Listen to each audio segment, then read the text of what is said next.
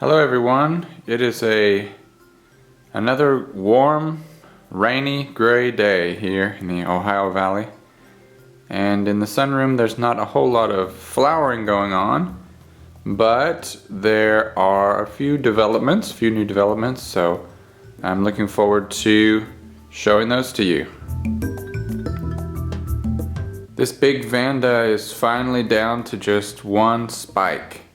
And it's still in bloom, so if this continues on a few more weeks, then I guess we can say that this has been in bloom since September through January, and I don't know, if you ask me, that's not too shabby. Stanhopea oculata seems to be continuing to grow even though it's winter. We have new shoots coming up here, and maybe we can look forward to those blooming next summer.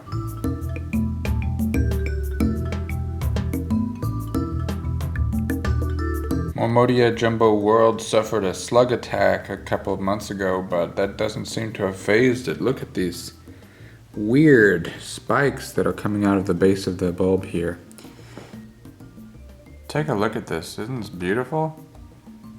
I guess each one of these little buds will come out and bloom, but look at the little droplets of sap that are all over the inflorescence. Isn't that nice? My theory about this is that this sticky, sweet fluid on there attracts ants, and I guess that the plant would want to attract ants because if it's got ants kind of patrolling its buds, if some animal like a slug or a snail or any other kind of plant-eating insect came up to try to nibble on these buds, I think the ants would try to protect the plant.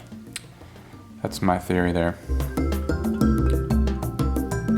Oncidium maculatum is looking like it's getting very close to blooming. These little buds are going to be opening soon, we hope. Give us a nice little display, and it should be fragrant too. Last year it kind of had like a tropical fruit smell to it. Okay, this is my Zygopetalum bright imagination, and its buds are just getting so close to popping open. Can we see here, if I rotate it a little bit, you can see that the bottom of that bud there is starting to show a little bit of purple from the lip of the flower that will be opening up. So hopefully we'll be seeing those open soon, within the next week or so. Of course, this little Phalaenopsis gets looked over, I think, quite a bit because it's in bloom for so many months at a time, but it is a very pretty one. This is just kind of a rescue fowl that was bought nearly dying at a big box store, and it's given us a nice little show this year. I'm happy to have it during the winter because usually my phals don't bloom until the springtime. You remember this plant from last week, but it looks a little bit different this week. The flowers on Bulbophyllum Medusae don't last very long, just a few days. They ended up lasting about 4 days total. So here she is, back to her normal leafy self, with the blooms of last week just being ghosts of their former selves.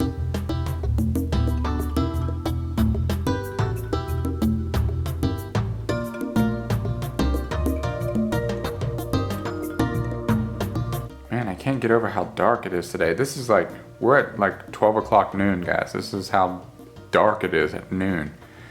Anyway, so the kind of the star of today's show is going to be this Paphipedilum Michael Koopowitz. It's got 3 buds or 3 blooms open now, and they have kind of extended their petals out as long as they seem that they're going to get. So it turns out that they are a impressive 13-14 inches long, depending on your measuring, but they are just so nice. Gosh, love these.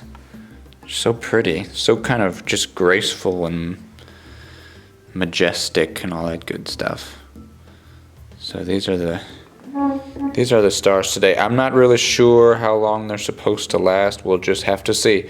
I'm hoping that they're going to last at least a couple of weeks, but they may surprise us and last a little bit longer than that.